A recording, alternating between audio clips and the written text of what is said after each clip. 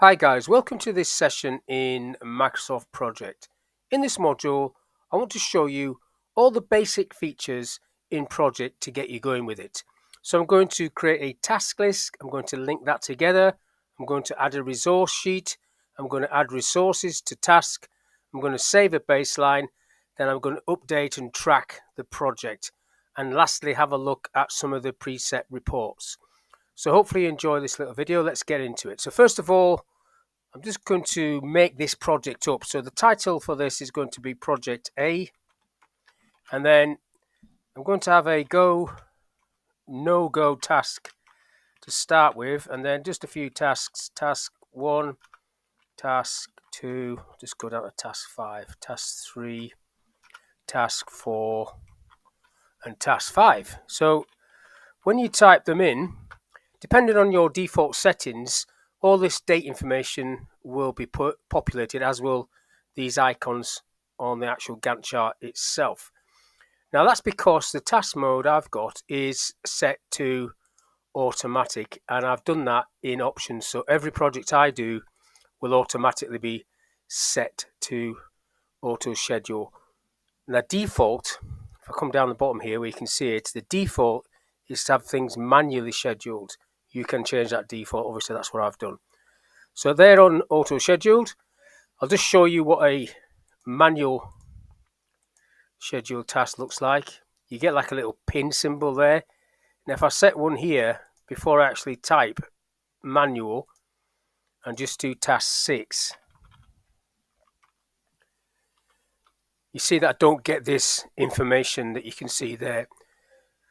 So I don't personally like setting things like that, but there is a reason for that. The reason is that you might not know those dates and you might not want to populate your project with loads of dates that don't really make sense.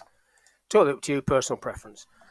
So what I need to do is indent all of these underneath the title. So on the task tab at the top there, you've got these two little arrows, indent and outdent. Click on that one. They all come across. The top line goes bold. It will summarize the durations of the tasks underneath it. So this is a milestone. A milestone task in project and in project management has a 0 duration. So that's like you're going to go ahead or not. Then let's just put some figures in here. The default setting is days. Not 23 days, 3. Like so. Now, once you've typed your tasks in, and obviously you type a lot more than that, you can link them up. There's several different ways of doing that. You can actually just highlight the whole list, click on this little chain link, and that will link them, but they'll all be follow on. I don't want to do that. You can see the numbers in there. So basically the number is the task that it's linking to. So task 2, number 2, task 2. Just delete those. Now, this is a go, no-go, and it's a task that drives the whole project. So what I want to do there is do a start-to-start link. There are 4 types of link. Finish to start, which is what I just did there. One task finishes before the next one starts. A start to start, this task starts, it will drive when this one can start. So that's like a milestone go, that will start that one. A finish to finish task, once one task finishes, will dictate when the next one can finish. And then a start to finish, where a task starts when another one finishes. So if I just double click into this task, task 1, you will get task information coming up, and on the predecessors tab at the right end there, you've got the different task types. If I just link this to task 1, task 2 should I say, go, no go, you see that, defaults, you see the little letters at the end of it, finish to start. Now if it's on the default one, you don't actually need to put those letters in, but I want this one to be a start to start. The lag column and the lead column, so lag, delay, lead time. So a minus number would be lead time, positive number would be lag time. I'm going to leave that as it is.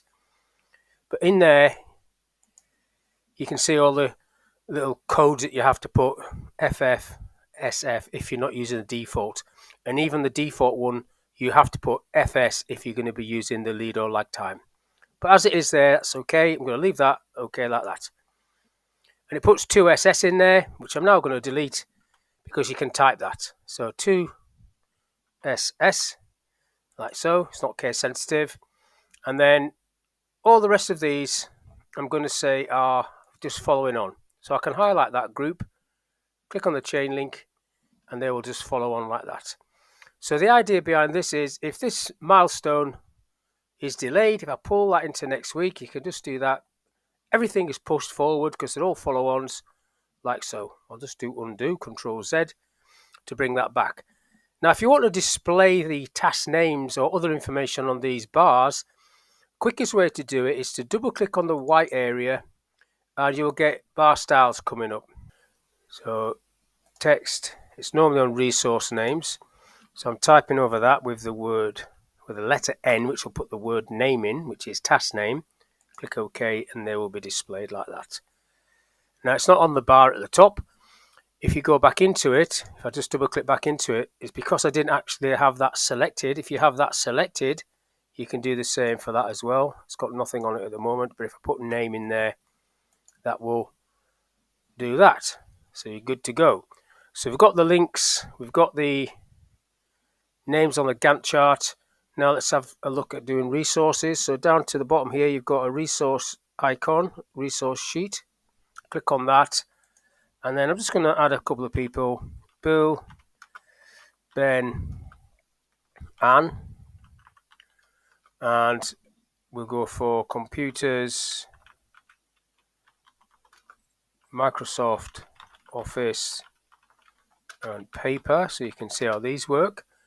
So there's three types of resource: work, which the people are, and then material, and then cost. I'm not going to do the cost one in this little demonstration, but I have other videos with cost in. So you can see that there, material, they're all material. You've got material label there. So for example, I could put PCs next to computers instead of computers because that's what would appear on the Gantt chart. MSO, Microsoft Office, and then paper. Not much I can put there, but I'll put pack. You can see how that works. So 100% means people are available 100% of the time. Rate of pay 10 and overtime 15. And then you can highlight those two if it's the same all the way down. And as you can in Excel, you get these little black cross in the corner and pull that down. Now material, this is per hour, so per use. If I say computers are, every time you use a computer, it's going to cost you 100 quid. License is also going to cost you 100 quid. Paper is going to cost you £1 per pack every time you use one. Now you've got a fixed cost here. You can actually add costs in there if you want. If it's a fixed cost, you've agreed it. Pro rata, you've got options there. Start of the project, end of the project, or as it's going, which it's on default. Then calendar. You've got calendars which you can edit. These are the three default ones. The way it works is the resource has primacy over everything else. So if you set things up in the project calendar and then change it in this calendar, this has primacy. So this will be the one that the program looks at. But I'm just doing a quick overview, so I'm not going into any more detail than that. I'm going back to the Gantt chart to attach these people to tasks. Up on the top, resource, you've got assign resource. This box floats on the screen. So basically you click on a task. You don't assign tasks to a zero duration. So task 1, I'll have Anne and Ben. And you get the cost there. I'll put computers. They want a computer each. So that's going to be 2 computers. So that's going to put up to 200. Price is 200. Licenses, assign 2 of them. You can see the label there. And let's go for a pack of paper as well. And let's say they use 1 pack per hour. So you go like this. You type 1/HR, 1 per hour. That should then go to £8. £16, there's 2 of them. £16 is not 2 of them. It's a 2-day task, 2 days, that's why. And that's okay. Let's close that off. And then let's just highlight the rest of these tasks. I should have stayed in there actually. You didn't need to close that off. I'll go back into there and I'm going to assign Bill for all of those, and he doesn't need a computer. So you've got bill on all of those. You've got those two on that one. Everything's okay. Now, if you go to the View tab, you can have a look at the impact of the cost of that. So you've got tables, many tables, and you can create your own. But there's a cost table preset at the top there. Cost. So this project is going to cost me that, which is okay. Go back into tables, put it into entry.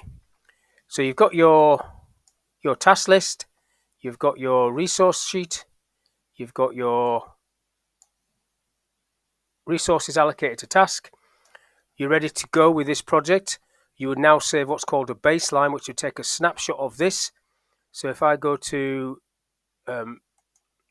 project, you've got here set baseline. You have the option to set 11 baselines. The first one hasn't got a number, but the rest have. So baseline, first one, snapshot taken. So now whatever changes you make are going to be reflected against that baseline. That's how you can measure against a baseline.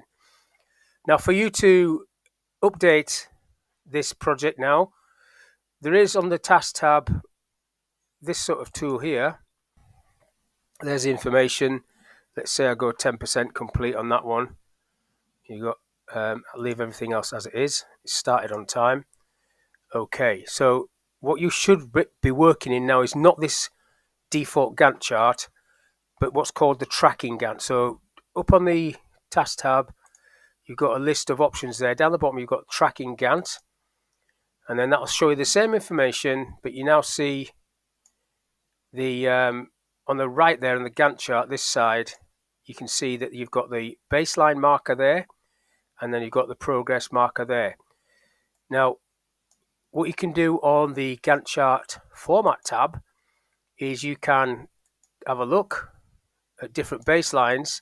See, that's disappeared now because I took it off, but go back to baseline 1 and you can see if there's any slippage for baseline 1, which there isn't. Take that off. What you should do with this now is change this table to the tracking table. So I'll go View, Tables, Tracking, and then you can see the information there. Look, that you've already done. Actual start you've got there. Now I tend to insert a few columns here. So if I just insert the actual baseline start column, because I don't know when it was due to start, and then baseline finish column, and then baseline duration column, then I know what the plan was. So baseline duration, baseline finish, there's duration. So that's the plan. And if you want, you can just move these to the over there. Oops, highlight it first. So you've got actual start, actual finish, and actual duration. Now the way I would fill this in, so that's the baseline duration planned. That's got 0 days, that's got 2 days, it's 10% done. So it's got the marker there, actual duration. So if I put 3 days there as actual duration, obviously that's gone over a bit. So you see it there going over. The date automatically gets put in there. So you don't have to do 100%. 100% is a lazy man's way of doing it, but you could put 100%. And more accurate is to say how long this took. So if I say this took 2 days, it was planned for 3, it's got 1 day remaining. But if I put a 0 in there, that will come back. So I did that one a bit quicker. So there's an extra day saved there. That's how you do that. And you basically go through this. You could put a finish date in there. If I put a finish date on there, so it started on time, so I'll go for the 21st. It automatically fills all the information in if you do it like that. If you do 100% complete, it also fills all the information in like that. So it's totally up to you how you do it, but I do suggest that you use the actual duration. It's a more accurate way of doing it. Now, while you've got this going, what you should be doing is doing reports. If you go up to the top and click on report, you've got some different options, some dashboard ones, project overview. I'll just click on that. Let's see what it does. Won't give you lots of information, but there you go. That's a project overview.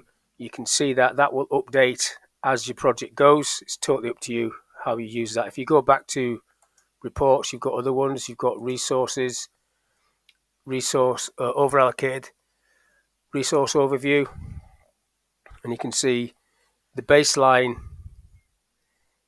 sort of score, if you like, against actuals and things like that. So this has got a bit more information, but that's the reports, and I can see the project there. So what you do now is you just work through the project, and when it's all complete, that's it. But you've got a measure of how you've done in the project. As I said before, there is more than one baseline, so you could at certain times through the project add or save extra baselines to measure. But what you shouldn't do, which I've come across a lot in different companies, especially government companies, is reset the baseline all the time. Because if you think about that, if you're resetting the baseline all the time, you never overschedule, you never overcost, you're always on time, which is just great. But that's all I want to talk about on this little video. Hopefully this gives you a bit of a feel for Microsoft Project. Thanks for your time, and I'll catch you on the next one.